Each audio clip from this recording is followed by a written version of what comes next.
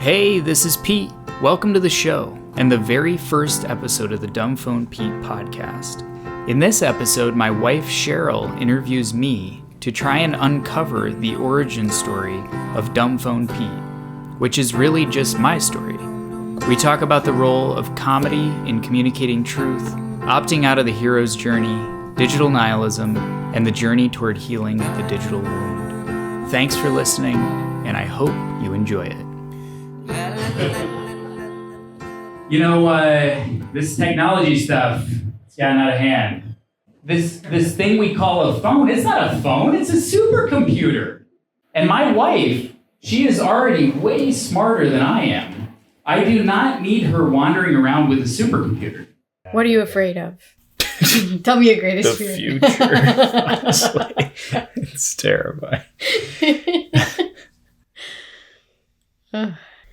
I'm Cheryl, Peter's wife, and I'm interviewing him to really just get a sense of this project and kind of give him a sounding board to express some of what Dumphone Pete is about. Can you start by telling us a little bit about yourself? You know, I feel like I grew up fairly average, but I have been recognizing in my adult life that I really kind of grew up in this period of time that was almost like a great kind of transition from what Jonathan Haidt, who wrote The Anxious Generation, what he calls the play-based childhood versus the phone-based childhood. And I really feel like I was born in a very unique period of time where I still remember the play-based childhood, but by the time I was in high school and my teen, puberty years really were starting to be focused around phones, smartphones, and this digital technology.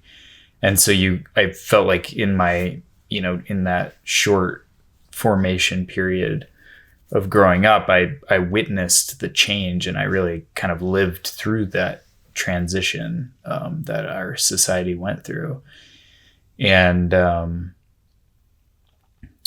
it's almost like part of my feeling of being qualified for this role of, I don't even know what the role is exactly, but someone who is trying to voice a perspective that's somewhat counter to I would say like the status quo perspective, or the kind of progressive technological perspective, is because I feel like I went sort of through all these different, I don't know if I was addicted to these different technologies, or at least like the content that this technology offers, or these technologies offer. But I feel like I kind of played out all the different paths you could go. Like I took the paths as kind of as far as you could go. And ultimately they all kind of led to, I would say, like a meaningless end. Yeah. And that's true of video games, that's true of pornography, that's true of social media. And I think ultimately that's true of the smartphone in general, but kind of these promises that these technologies give, to me ultimately are empty, and they really, I think, move, like the outcome is often a meaningless version of the real thing. And so in some ways that was part of my part of the call, I guess, to start this project, the Dumphone Pete project, was that I recognized that almost meaninglessness in my own life, and I overcame it. Wow. Yeah. And so I really want to help others recognize that these things don't yield good fruit, and that hopefully I can help people if they have already gone down these paths, help them to overcome it like I did, or to just avoid it completely. But I think the other part of this too is that because it's such a heavy topic, one of the aspects of my background is that I was in stand-up comedy and still do here in Austin. I felt that this was a really good opportunity to utilize, I guess, like some of that that skill set, and to bring a little bit of lightness to what often is a very dark subject. Yeah. So you were saying that it's like such a heavy subject that comedy has the ability to bring some lightness to it. And yeah, and I think comedy has the potential to communicate in a way where people can still hear the message. A lot of times I think these ways that we try to communicate something to our neighbor or even to ourselves, it often falls flat because we're not open to hearing anymore, a different perspective or a different opinion. And I think specifically with this, because it speaks to such a personal usage of these different technologies and the habits we've built around them, that it can often feel critical or like a criticism. And, I think when I've opened up conversations with people, I think sometimes it can feel judgmental. Mm-hmm. And so I think with humor, it really can, I think you can still talk to people and you can still share a perspective, but it's somewhat lighthearted, but it's still a truth that is at the heart of that message. Yeah, definitely. Yeah, I was thinking that as well, that I feel like humor can really cut to the heart of truth, really, in a very unique way. Because it's almost like one of these tools that like surpasses language barrier and kind of people's defenses. Just because I call myself a comic or comedian, it's like, doesn't mean it's always going to be funny. I mean, there's also the tension too of being able to kind of hold that weight of it as well, because I don't think it's about making light of things that aren't funny yet. Yeah. But Mark Twain said tragedy plus time equals comedy. Yeah. One of my comedy professors told me that. Yeah, I feel like that's great. So if we just give this enough time, all of our current potential tragedies. Well, this may be a little bit of like part of it that still needs the plus time, but can you say a little bit about like your concerns regarding the technology, I guess the way that our world has started using it? Well, just today I was with our daughter, and we were at the gym, and we were walking around the track, and I was looking around, and it used to be, I think, roughly half the people would be on their phones. Maybe it's like out of 10 people, there'd be 5, and then the rest of them were, maybe not looking at you, but they weren't like directly on a screen. But today I looked up and it was everyone except the two of us. Wow. And I was thinking about it, just that, I'm noticing that, but I also think, what is our daughter seeing too? It's like it's not no one, but it seems like very few people are actually engaging with eye contact. And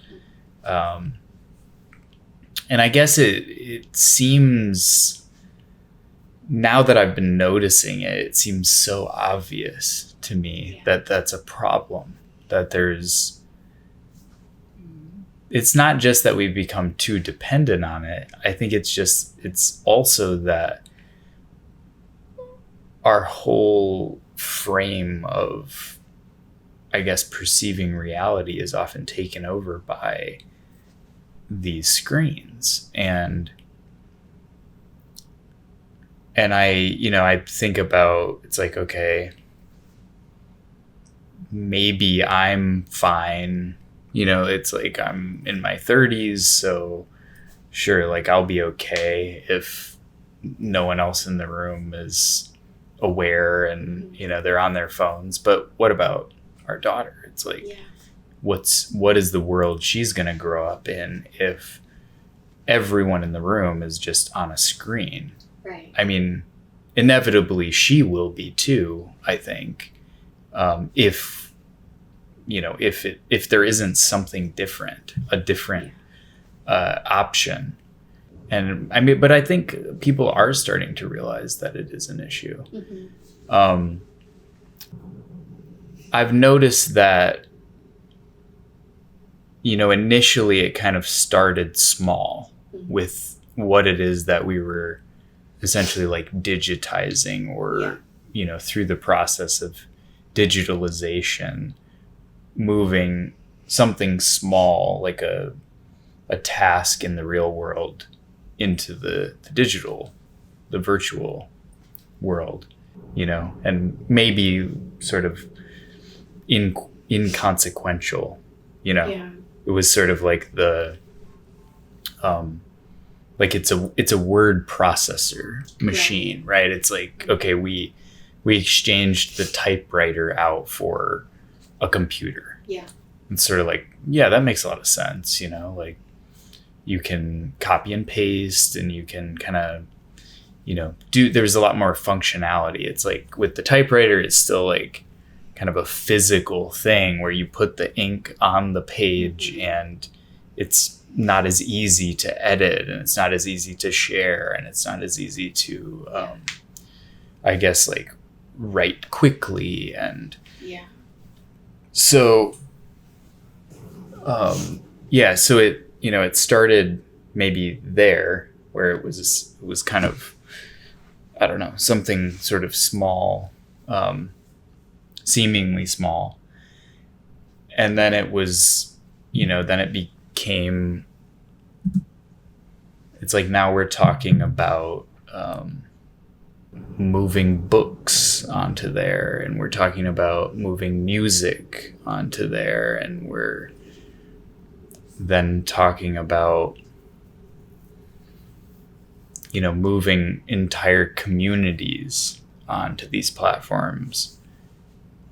We're moving our images onto these platforms, so like our profile pictures, and these profiles we're building of ourselves now in this virtual world. And we're kind of creating these like holograms, or kind of an image of ourselves, like another version, an avatar of ourselves in this virtual world. So we're moving not, our likeness into,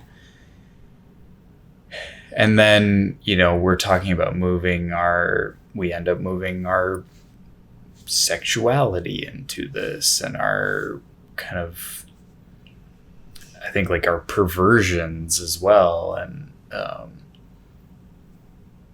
then moving, essentially the hero's journey that's no longer being lived out in the real world. It's being lived out in a virtual world. And I was just going to ask if you could say a little bit more about that one in particular, like the hero's journey, and video games, almost like as an example of the epidemic of meaninglessness and kind of like that road to nihilism. Well, I think video games, a lot of times are studied based on the outcomes of experiencing like video game violence. Right. It's like that's been often, I think, the focus of the problematic aspect of video games is like going to make people violent. Right. So it's like, okay, video game violence, is that an issue?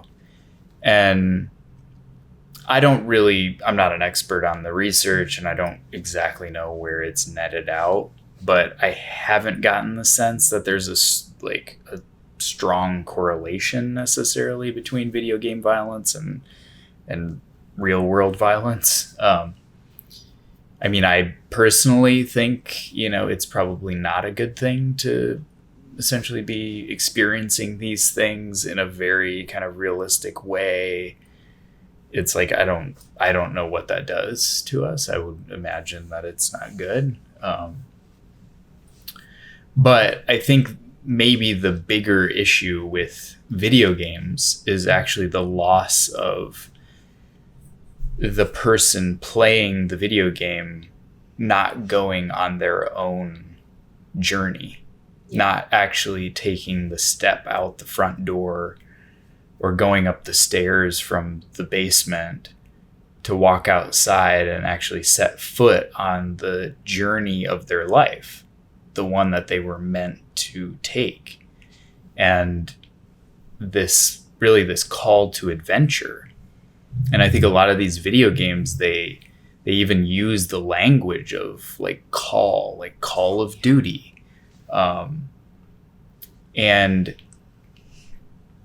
that they offer this incredibly compelling role to fill in the video game, where you are learning skills and you're building up strength and you're, saving lives, really, and really kind of becoming a hero, but in this virtual world. Yeah. And all the time is invested, and really your resources as a person are invested into this virtual world that doesn't have the same, it's not an equal investment in the real world. And so often our real lives are neglected, and not just our lives, but the purpose of our lives are often left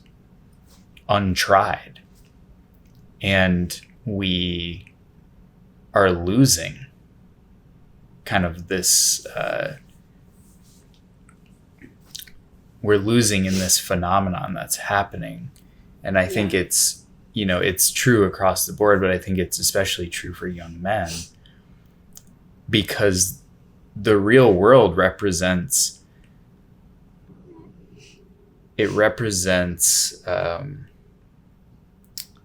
certain amount of,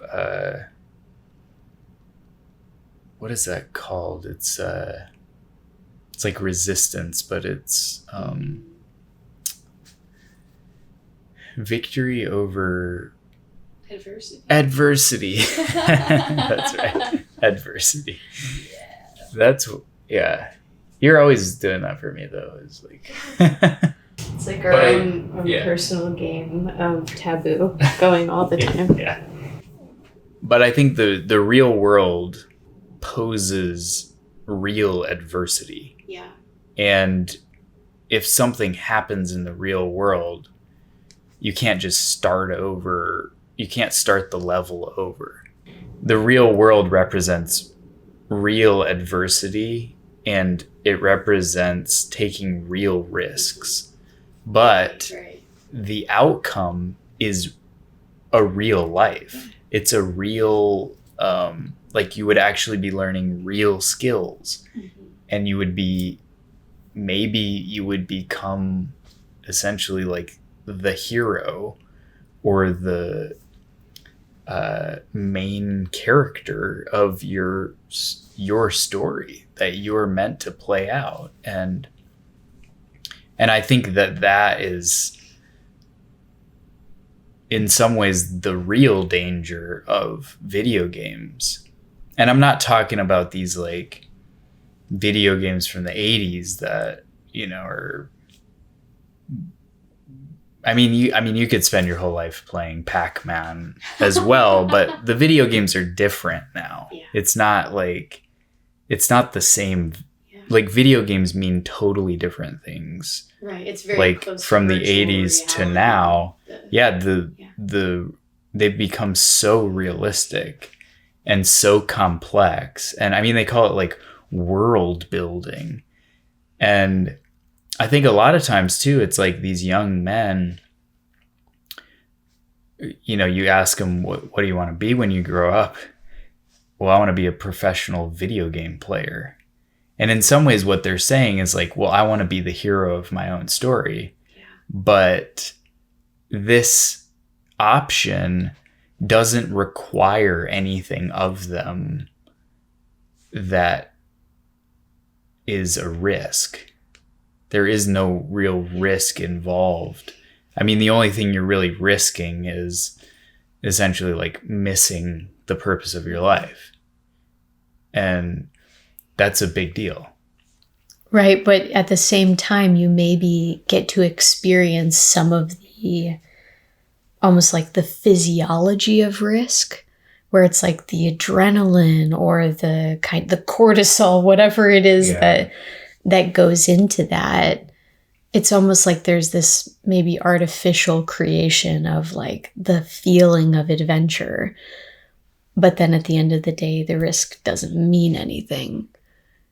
Whereas it's like if you were on the adventure in real life, you maybe actually find something, actually meet somebody. And, even to die, risking something, it's like it at least means something. Or you might actually save somebody. Yeah. Yeah, and I in my own life, I played video games for a long time, really into high school, through high school. And I stopped playing them at some point. I remember I was playing this, is it role-playing game? RPG? And it, it was one of these games that had like a massive storyline, and kind of like in some ways you could just spend your whole life in this one game and also like never really run out of things to do, And I just remember at some point, I was in my room by myself, and I was at one of the menus in the video game, and I saw the amount of time that I had spent in the video game. And I think that was when I decided that I'm not going to do this anymore with my life. Because I think those numbers, even though they're maybe hard to quantify, when you start to see days and months and years of your life in hours shown on that screen, it's a pretty sobering experience. Yeah. And I think that's becoming true, though, not just in video games. That was, one of the examples for me, but it's like the amount of hours we are spending in the virtual world is now surpassing the amount of hours we're spending in the real world. And so, that's kind of why I'm here, is to say that, and to say that means something, and that means that what's at stake is possibly losing the real world, that we may lose touch with the real world. And even scarier is like we may not even notice that it's happening, that we would actually kind of just slip into this place where all of a sudden now we're asking ourselves, how did we get here? Yeah. And I kind of think that's where we are currently, is asking ourselves, how did we get here? We're all so dependent, and we're all spending so much time in this virtual world.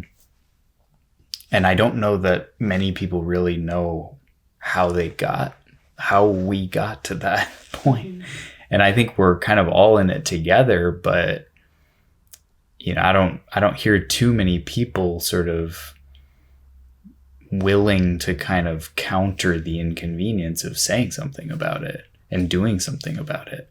Yeah. And so I think in a lot of ways I'm doing this for future generations. Going off of that, what would you say that the mission is for you in this personally?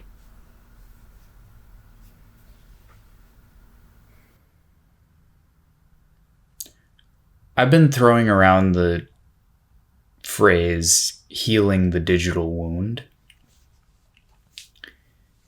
And I'm still learning what that means. Yeah. And I might be learning what that means for a long time, maybe the rest of my life. But I'm starting to get a sense of what it means. And I think it really comes down to this understanding that I've come to about the fruits or the outcomes of these paths that the technology kind of represents, like the digital world represents, that they lead you down these paths where you're not experiencing the real thing. And you're spending, like I was spending time in a virtual world that doesn't have the fingerprint of meaning. It doesn't have meaning infused in it. The only meaning it has is because human beings are interacting with it. And so it doesn't mean that it doesn't, like, that there aren't meaningful experiences that take place via the digital technology. There absolutely are, but the only reason is because we are meaningful beings and our lives have meaning, and we've been infused with divine meaning, and we bring that into these spaces. And so there can be meaning in these spaces because of us. But when you are alone and when you're interacting with these things, I think a lot of times it's like it leads to this meaninglessness because of the amount of time. So if you're spending more time in the virtual world than the real world, in this world that lacks meaning, that wasn't created by the author of meaning, then I think in some ways we start to believe that the virtual world is the real world, and the artificial version of these things is the real version, or that the real version doesn't really exist anymore. Yeah.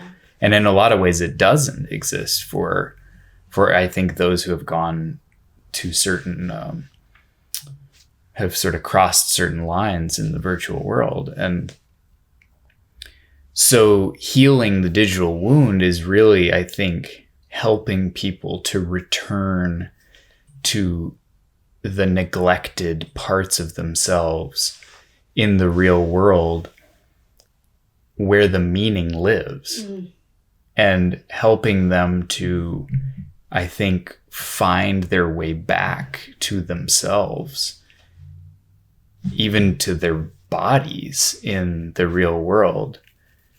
and be able to, wherever they are in their life, be able to pick up and start taking steps into living into the real world and the life that they were meant to live. Yeah. And I think that's what's at stake, though, is people essentially living their entire lives in a meaningless world. And to me, that's a loss of life. And so my mission is to help people reconnect to their real lives in the real world. Yeah. Which is where meaning lives. Yeah.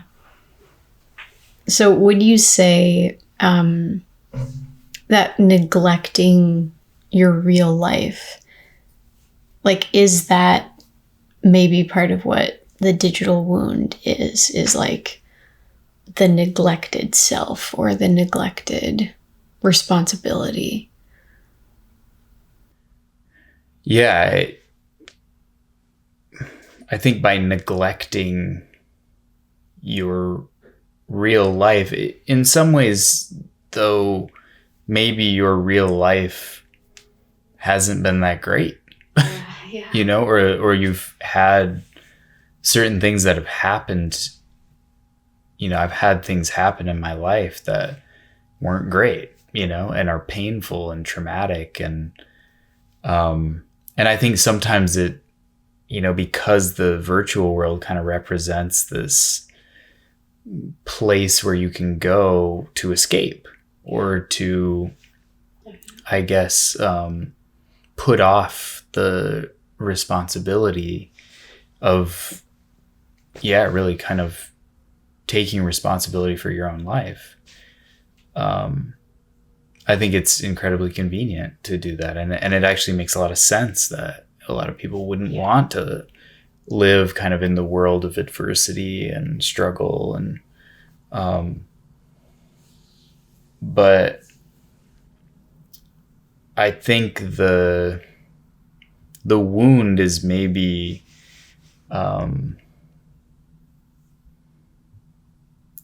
think it's in part the meaninglessness, but I also think it's in some ways the loss of you for the betterment of humanity. Yeah. I mean, it's like we would be losing you, Right, to this virtual world.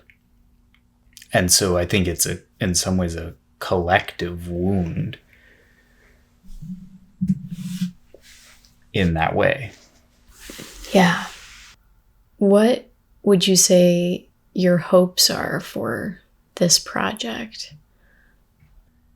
I would love to meet other people who are thinking about this and start creating some countercultural movement in this way.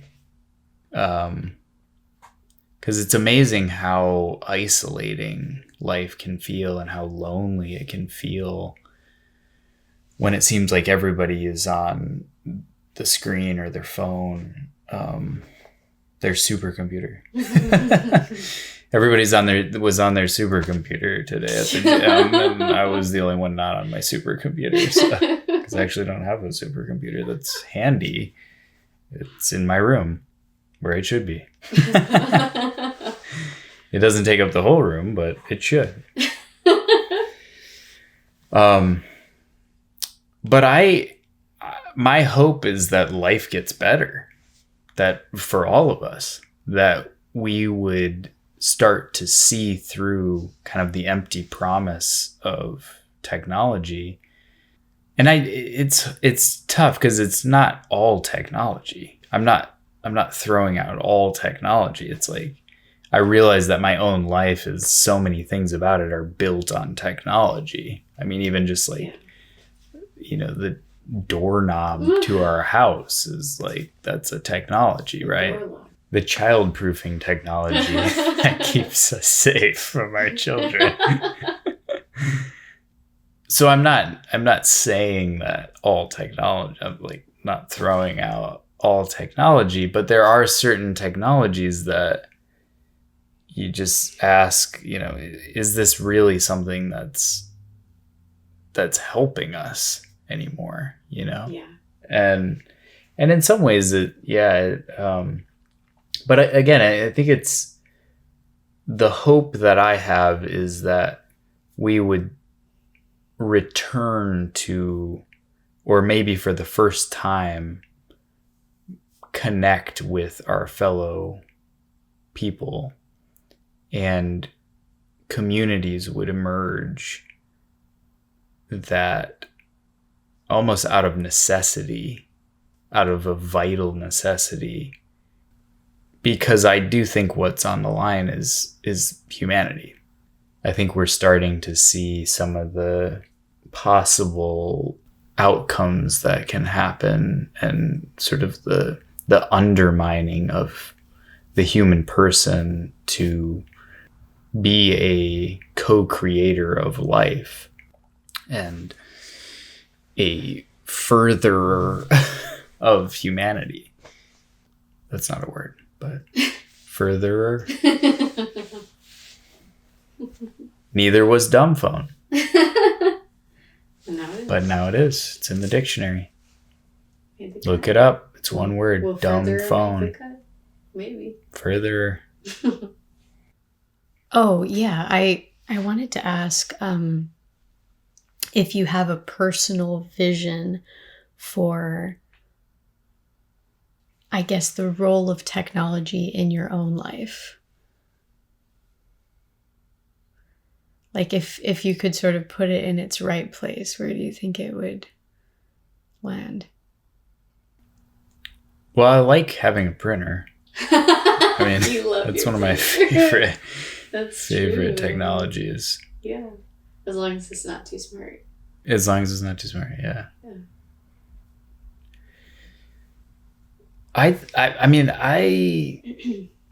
I've spent a lot of time working in a technological field, being a graphic designer and an art director in advertising. And I guess, technology at its best, I think, is a tool. And so I think technology, really its rightful place should be that it should hold that position of a tool. Yeah. And it should never become more than that. Mm-hmm. And I think that's what's been happening, though, is that it's like now, for instance, like you think about a hammer. Yeah. It's like, so what happened? That's exactly what I was thinking. What happens if the hammer becomes so important that now everyone is basically just holding a hammer in their hands and looking at a hammer? And granted, this is a ridiculous example, but it's like, that's a tool. Yeah. That, is meant to hammer nails. The tool has become too self-important, too important. And it's taken over our lives. Yeah. So it's like now the hammer has basically taken over people's entire lives. Yeah. And all they can think about is like hammering nails or like, it's like basically if everyone quit their job and then just started hammering nails, just like, right. And they're no longer building for 8 hours a day. They're hammering nails into nothing. It's called OCD, right? Right. But it's just like this. Yeah. It's like the tool has become. Right. It's trying to become more important than the person who's trying to use it. And so I think, to me, that would be my vision of technology, is like, if it's not helping people to be better. So I think it's like setting a proper aim and the tool then assisting in that aim, but not becoming like the aim. You know, I mean, there's this, I guess it's like I think it's Buddhist, like the Buddhist metaphor of like the finger pointing to the moon, right? And it's, you know, that the moon represents God, and the finger pointing to the moon is basically like anything that points you to God, right? Yeah. And I think that could be a similar, like a helpful metaphor for this as well, is like, as soon as the finger starts pointing to itself, there's a problem. You know, when the technology is no longer helping you to essentially get closer to God, then that's when it's a problem, and that's when it's become too important, and that's when it's and I think we're actually in the moment of where it seems like it's beginning to replace people's concept of God. So it's almost this it's not that it's like gone beyond the bounds of being a tool anymore. It's like this tool, like this hammer, is claiming to be God now, and people are worshiping it, and it I mean, it's happening, you know, and I think it's a subtle worship, but it's like what you put your attention on, and I think what you trust in as well. It's like, do we trust in God anymore, or do we only trust in our smartphones? I would say the latter. Is it latter with like T's? Not D's. The latter? Okay. I knew that. I'm just kidding. I knew that, everybody. I knew that one. Yeah, well, it's interesting too. Like for me, that brings up the interesting paradox of efficiency, because our technology has grown, I think, very capable of efficiency, but a lot of it is currently being designed to undermine efficiency, where, right, because it's like an efficient hammer is one that does the job well, so that maybe you can do the job faster, put it down, and move on to something else. But, you know, it's like the smartphones and the apps and the social media and all of this, it's being designed to draw you back in when you actually want out.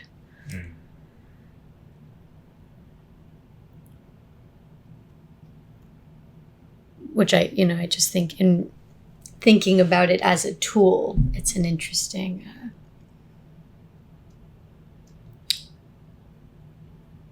it's not a normal tool function.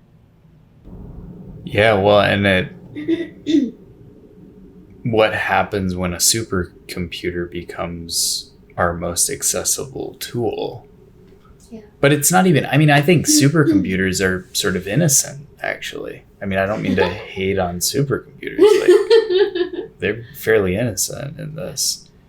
But it's kind of almost like the corrupted supercomputer is in some ways like what these things are now. And they've amplified, I think, a lot of the selfish pursuits of these people who think they can kind of do whatever they want to people, and it's wrong. You hear that? It's wrong. Enter Dumphone Pete. Maybe to back up, do you want to start it from like maybe telling the story of how how it is that you got into advertising. With my work, anything that I really have set out to do, I often bring a very sometimes idealistic mission to the project.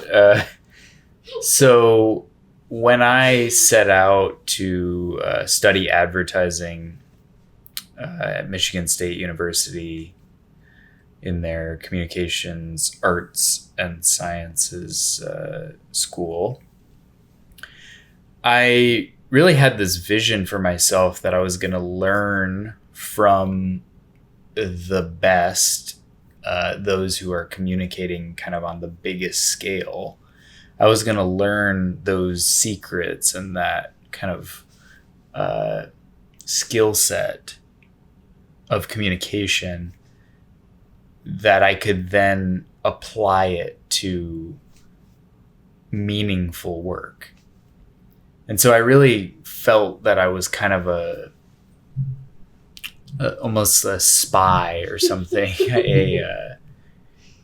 someone who was in the kind of the system, but wasn't of the system, and could essentially learn that skill set and be able to then apply it to something or several things really that I think are making the world a better place.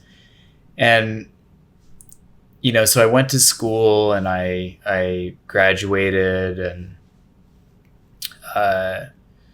I went to work in advertising, and I started as an intern in Denver, Colorado, and I kind of worked my way up. I ended up moving to New York City, and I was working on Madison Avenue. And in some ways I felt that I had gotten caught up in it. I kind of was making pretty good money, and, felt like I was being creative, and, was working with other creative people and artists, and, kind of, I don't know, living the high life. And, I think I had kind of let that mission and that vision kind of, I don't know, in some ways fade a little bit. But at some point in the ad agency I was working at, I was simultaneously working on a project for a company that sells candy. And then another project I was working on at the same time was for a different client, where we were trying to sell diabetes testing meters. And so I realized in that moment that this agency does not care about the people that it's selling to. It's just selling the product, whether the person needs it or they don't. And in some ways we were selling the disease and then selling the cure, which you came up with, I think, Cheryl.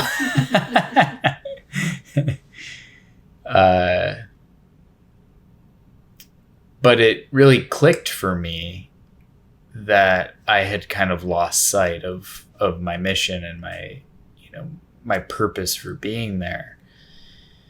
And I had really kind of become disillusioned in that role, working, in a big 4 ad agency on Madison Avenue, selling, again, the disease and then selling the cure. And in some ways that was a very secure job in that way.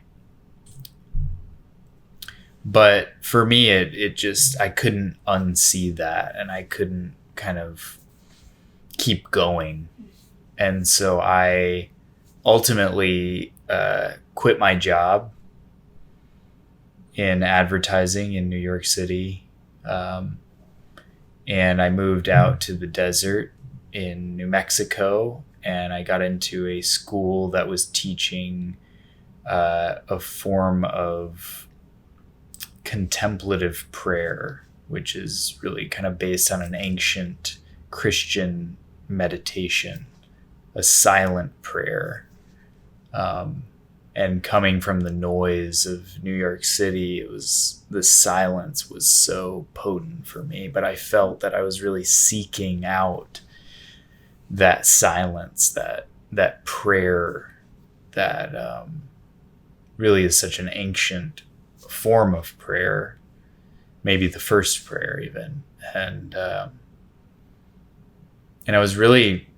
left this career that I had been building for, before college, and I had no idea what lay ahead of me, what I would be doing. And so I kind of, I worked here and there for different organizations, traveled to India to work with an organization that was supporting the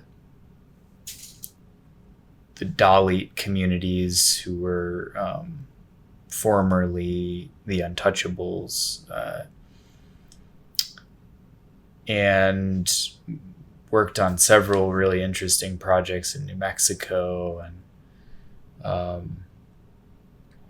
but I felt like I was still searching for kind of, how do I apply this skill set that I've learned from advertising? How do I, apply this skill of communicating to something that I feel is really making the world a better place? And so I spent a lot of time, I think, supporting a lot of other organizations and people doing really great things in the world. But I really feel now that I've been given this gift and this opportunity to now apply that skill set to the Dumphone Pete project. And I've learned the secrets of the empire only to really take down the empire.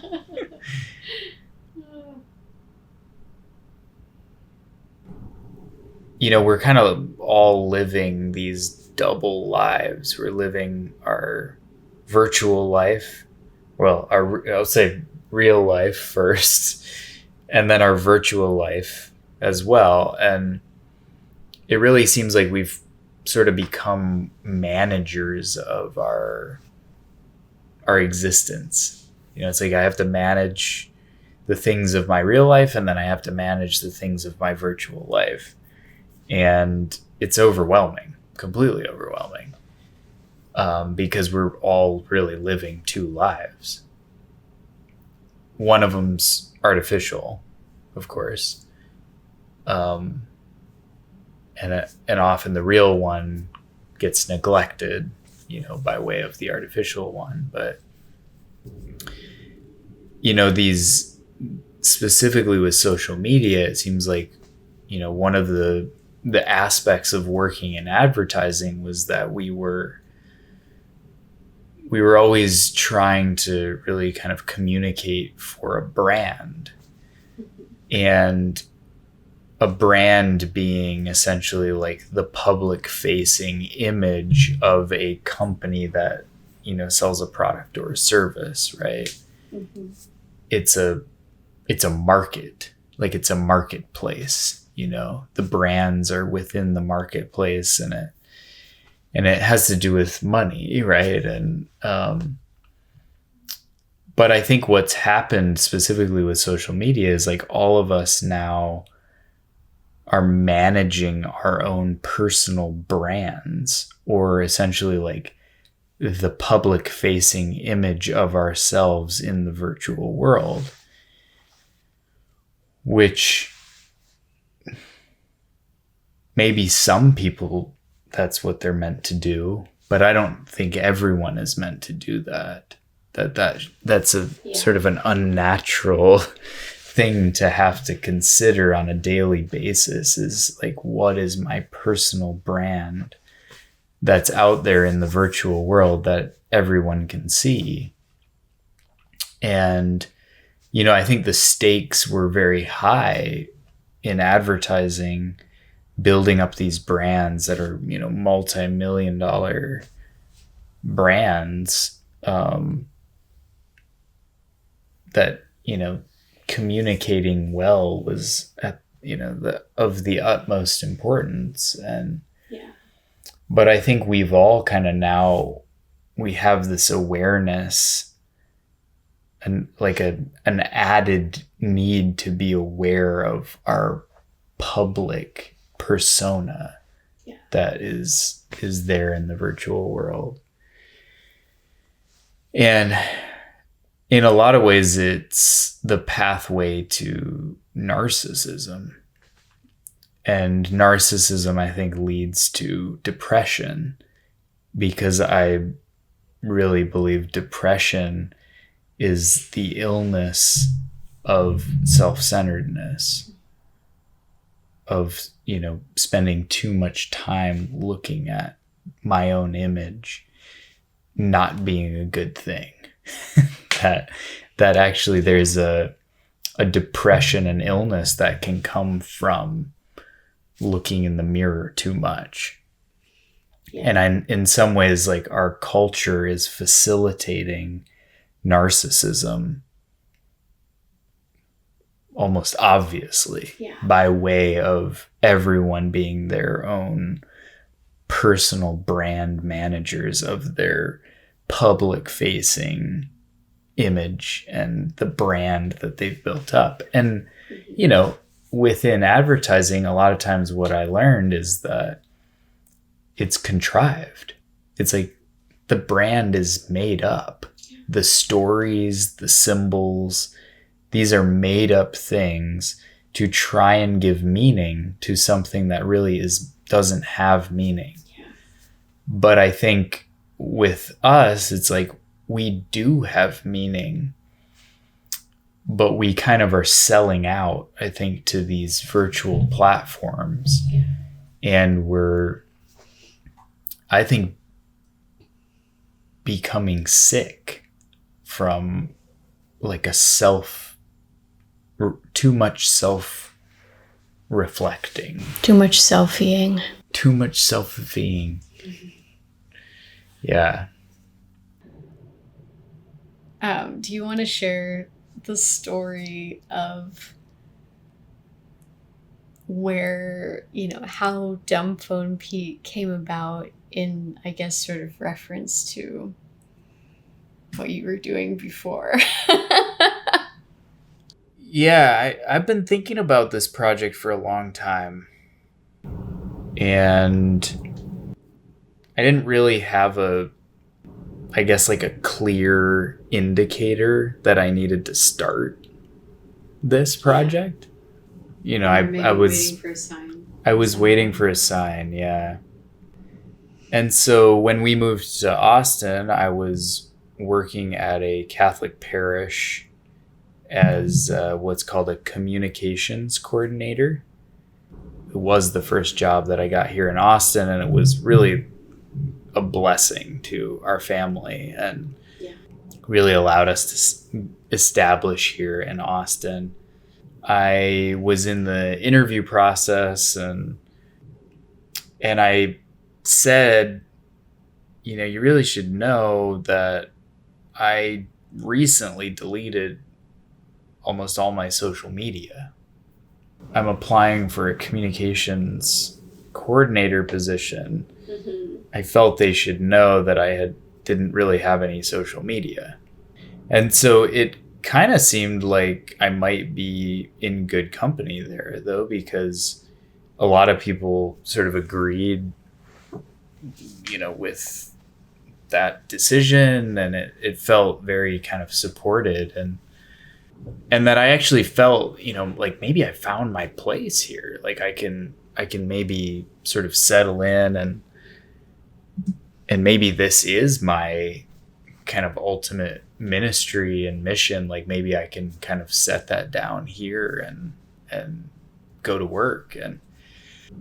And so I was working at the parish for a couple of years, and I was really developing this this mission and vision for the parish, which was, you know, in part a rebranding project for the parish, and so we really kind of developed this for, you know, me and the team I was working with. We were developing this for the 2 years I was there, and it was essentially a mission for the parish based around ministering to people who are dealing with this modern dilemma of digitalization, and I think the wounds that come with that, the psychological, the spiritual, I mean, I think even physical outcomes that come with that. And so I was really excited. I was thinking, like, man, I think this is it. Like, we're going to do it. And you know, I presented this project, this mission, and it kind of got all the way through.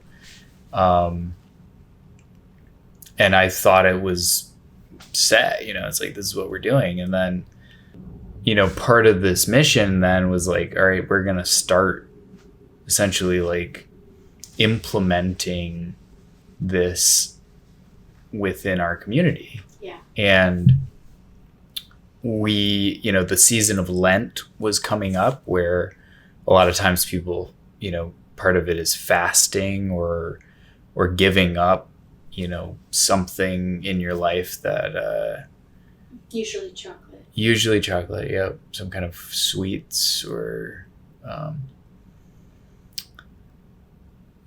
you know, often the thing that might kind of help you spiritually to bring some clarity. And so me and the team I was working with, we were talking about doing a social media fast, leading a social media fast for the parish community. And social media fasts, I mean, they've been around since social media has been around. It's not like it's a very popular Lenten. It's not a new concept like that I just came up with. It's like, this is kind of it's been around, right? I think I was doing that the year we met in New York, which is like 8 years ago. There you go. It's at least been around for 8 years, because you were doing it 8 years ago. And so we're sitting in this meeting and with the pastor, and we're trying to, like, I was trying to pitch this idea of doing a social media fast for Lent. And pretty quickly we realized, like, there's some serious personal issues from the pastor with doing anything like that. If we're moving in this direction of this mission to minister to people who are dealing with this kind of modern dilemma, that it sort of perfectly fits that mission. Yeah. You know, thinking that the church has always been the countercultural force that isn't based on whatever the kind of pop culture trends are, you know, or whatever the current technology is that's so compelling that it's like, it's always been the thing that can and does counter the forces of the empire or power or greed that are at play in people's lives. I mean, it's like, that's the narrative of the church. And so I felt this call really to do that again, to say, like, we as a parish could be this countercultural voice and this is the perfect opportunity to do it. And it's like, if we don't do it, who else is? Who else is going to do this? The church is the perfect organization and community to do that. And especially a parish,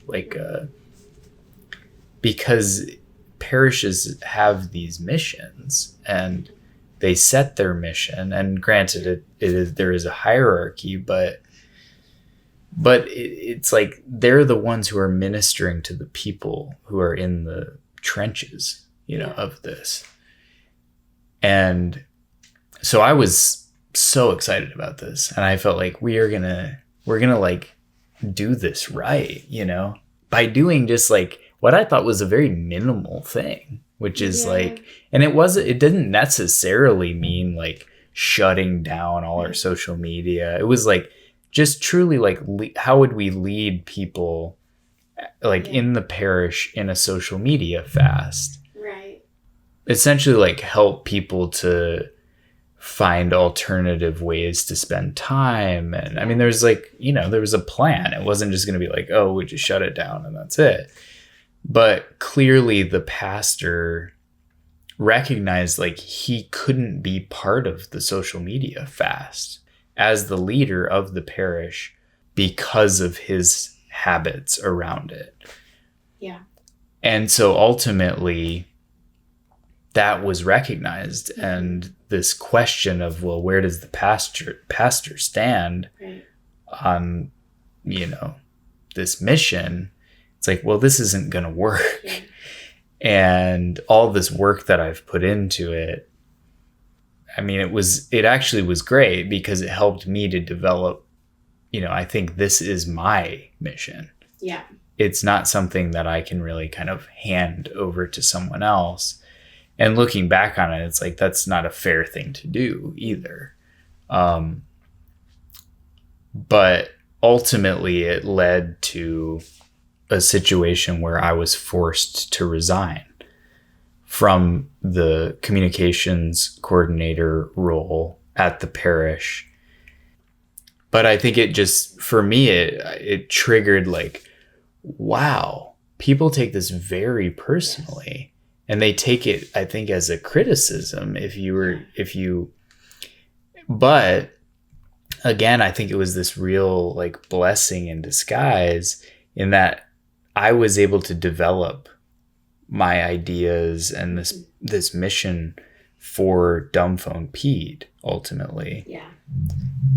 That this was the sign for me that it's like, it's time. It's time to start doing this and to start building this. And in some ways it felt divinely inspired that this forced resignation was going to happen, and it was going to happen around this digitalization, this digital technology, specifically social media. And that actually I was willing to kind of die on that hill. And I think that was a sign to me that I really believe what I'm saying about this. And so I've got some skin in the game now, and I've really kind of, I lost my job over it. But I also recognized that this might be a bigger issue than I had originally thought. If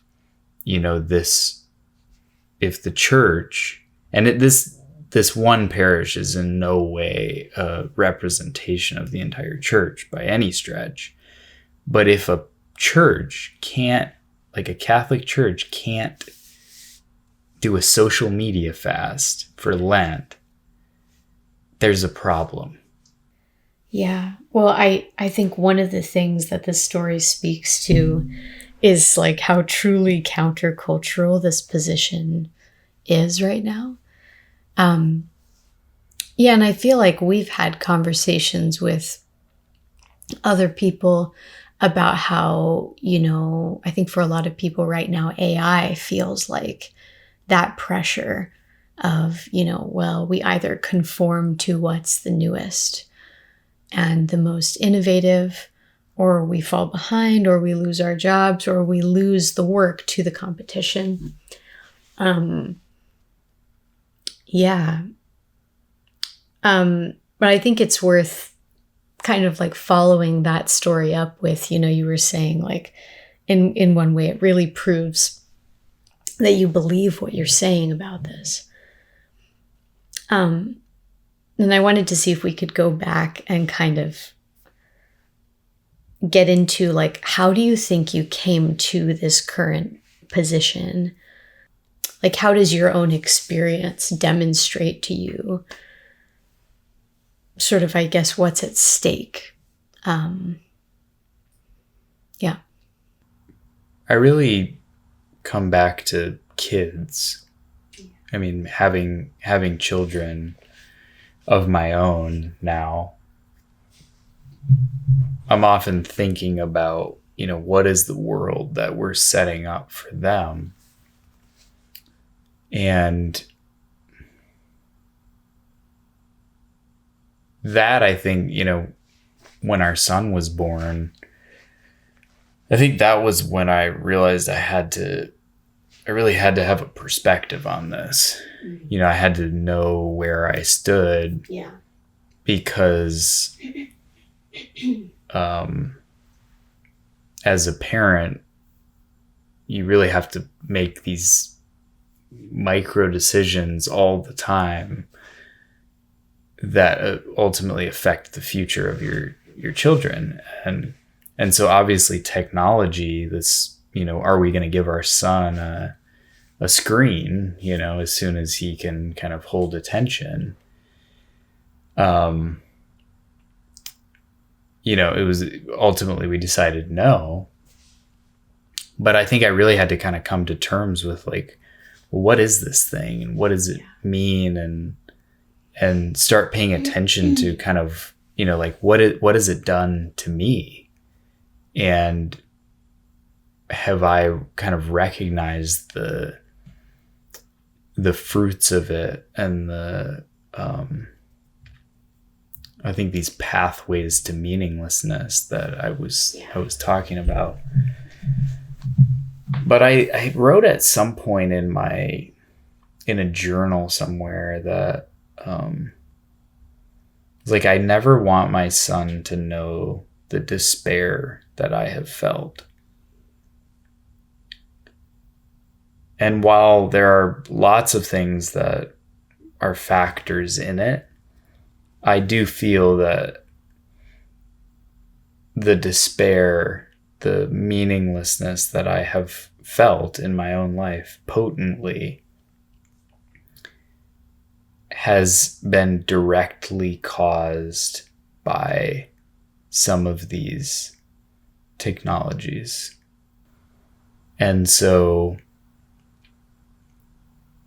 for him, for our son, I don't want him to experience that. Yeah. And I don't want anybody to experience that. But I don't know the exact moment, or if there was an exact moment really that I kind of recognized, where I stood on all this, but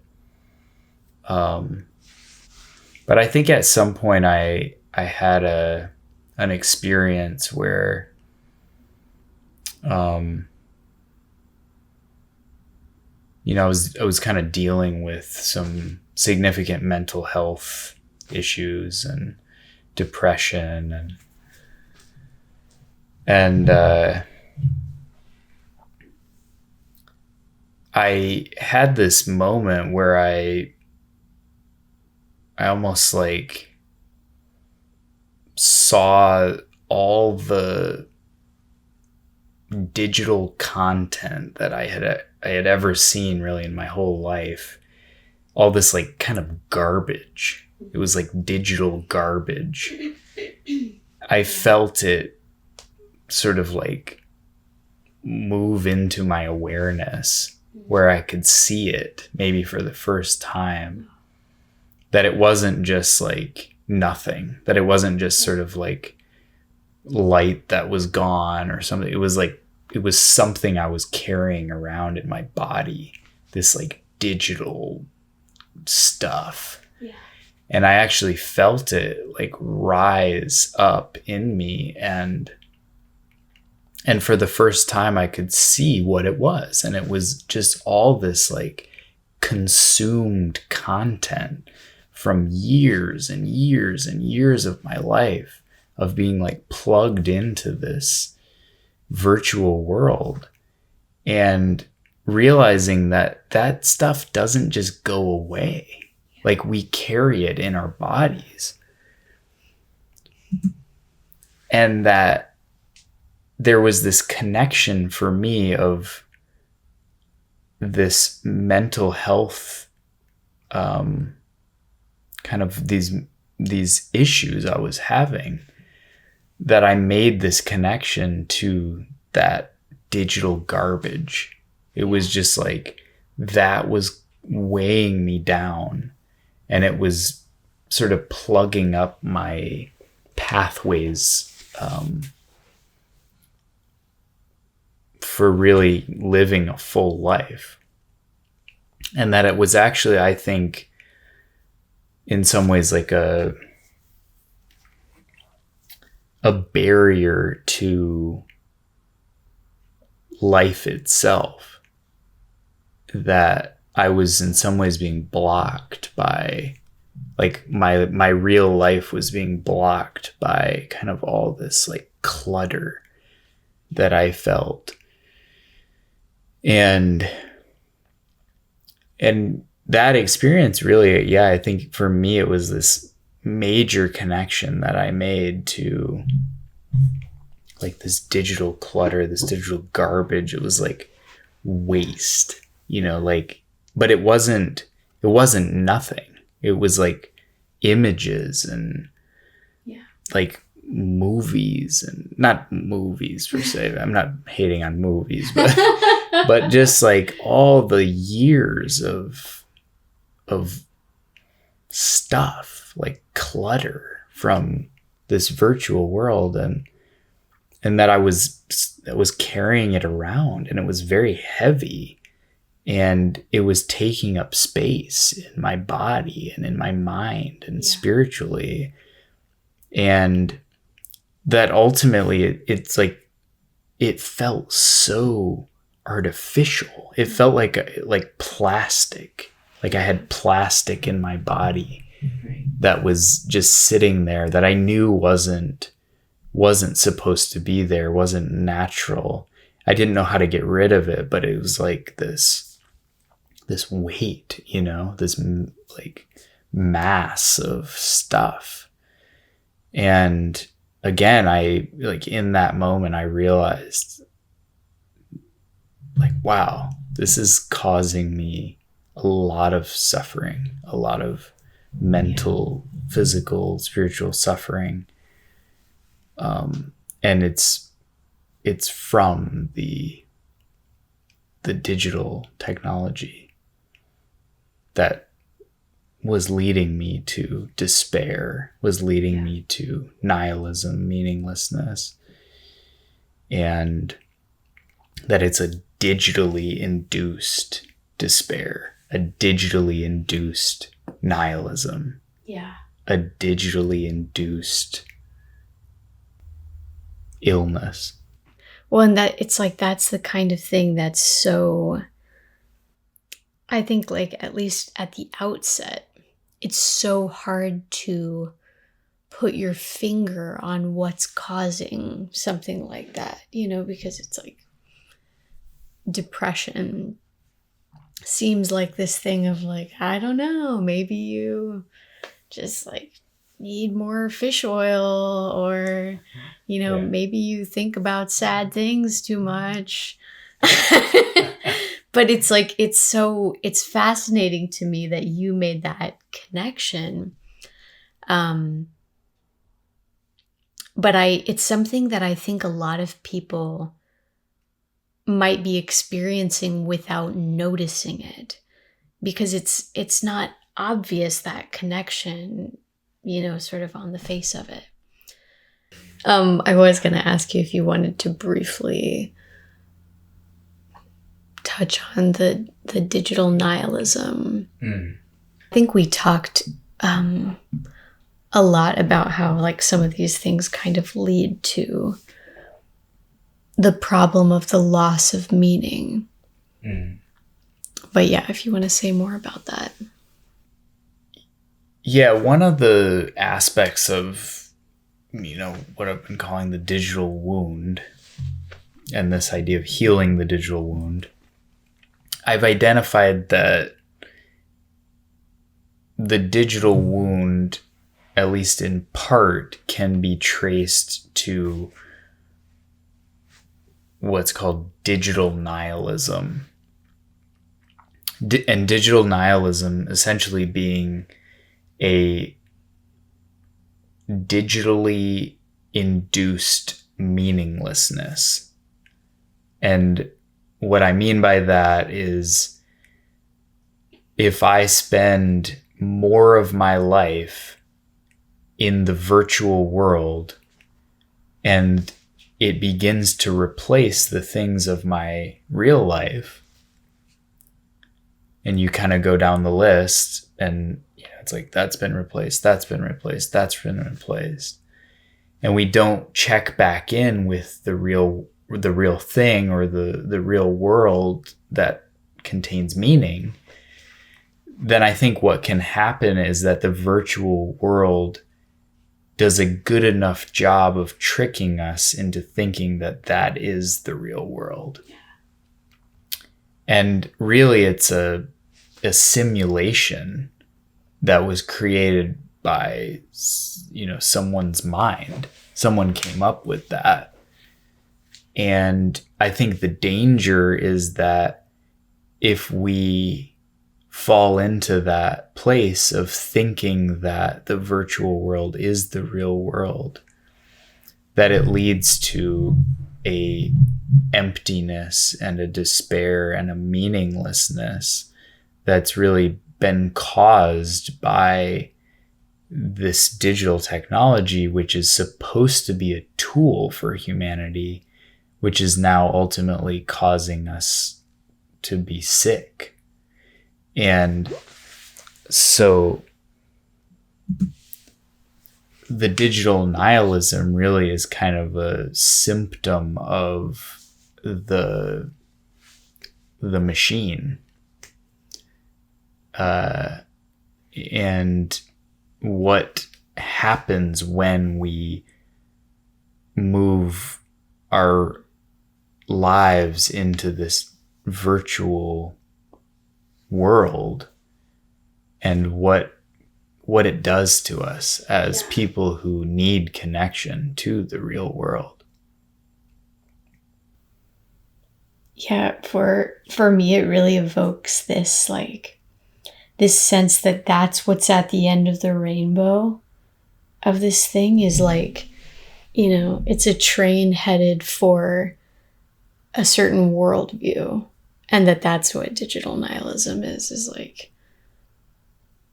being so invested in a non-reality that reality starts to look meaningless.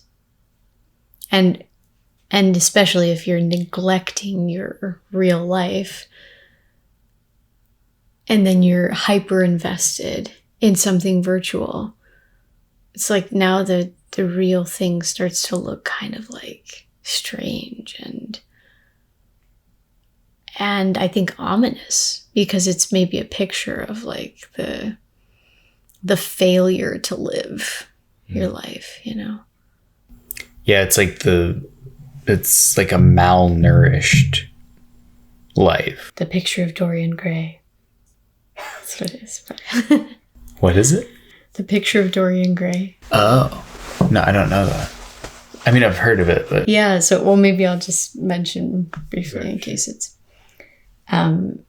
basically this story of, a very good-looking young man who someone gives him a portrait of himself, and he starts to kind of live this life of depravity And he remains himself physically, outwardly good looking. But this picture of himself that he has starts to reflect the depravity that he's living. And so he hides it in the attic because it's like he doesn't want to look at this thing. But it's like it's his soul, you know? It's sort of like there's this part of him that's decaying. Yeah, and it's not fun to look at. Is that a book? Wow.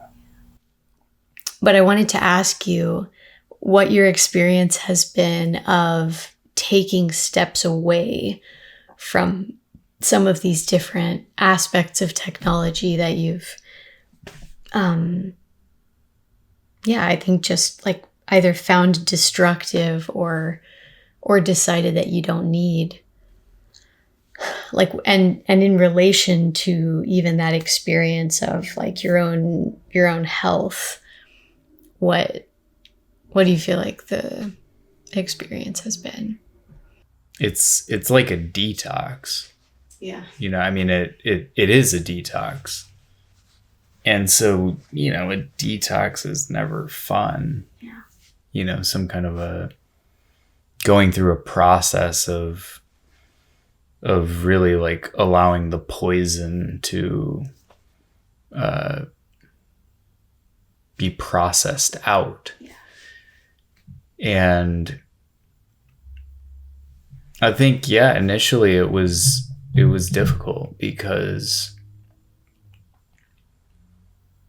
you know, I think we're so stimulated by all these different things, and so it's like overly entertained and really have, you know, almost like no moments of silence. I mean, you could spend your entire day just jumping from one thing to the next. It's like my earbuds are in, I'm listening to this, I'm watching this, I'm doing this at work, I'm on this app, you know, I mean, you could literally just like never have a gap where you're not being stimulated by something.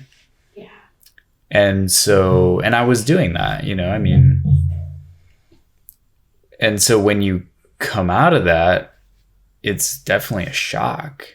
You know, I think you have to, in some ways, like learn again how to be entertained or how to taste real food again. You know, it's like if my taste buds have been just like scorched by sugar or whatever, you know, it's like I have to learn how to taste, you know, like a fruit again that's naturally sweet, but isn't like overly sweet from added sugar. And it's very similar. I think it's like you have to re-experience the sweetness of life that's there, but is often, I think,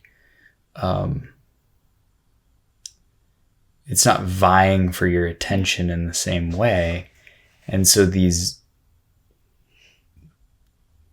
but that is really being present, I think, to meaning that's all around us. And I think, you know, it's one of those things where it's like, it's hard work as well.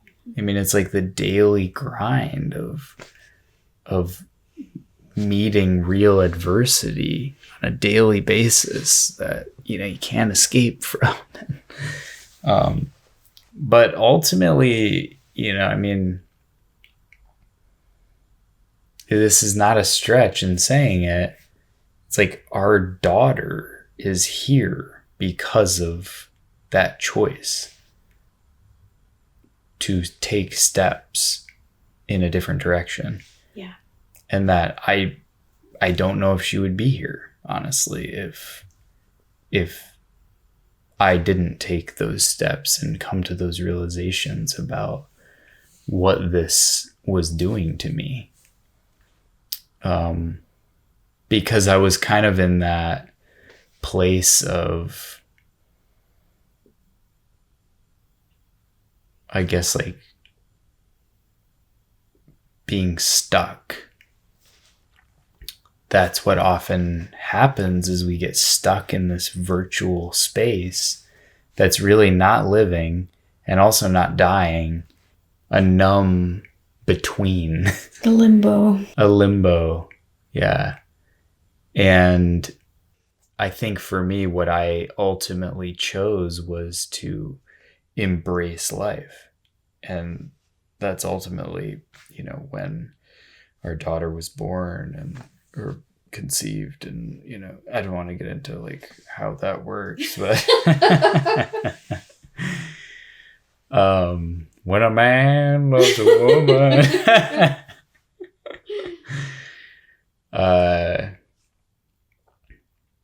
so the stakes are high. Yeah. And I think this isn't just my story. I think it's everybody's story that there's a life that's been neglected, that if it's embraced is really the journey of our lives and the adventure of our lives, that we do, I think, get the choice to set out on or to miss completely. Yeah. And I really hope that we can answer that call. Well, should we wrap it up? What's that thing that I say? It's like... And as always. Yeah, that's how it starts, yeah. And as always, don't be stupid. Stay dumb, people.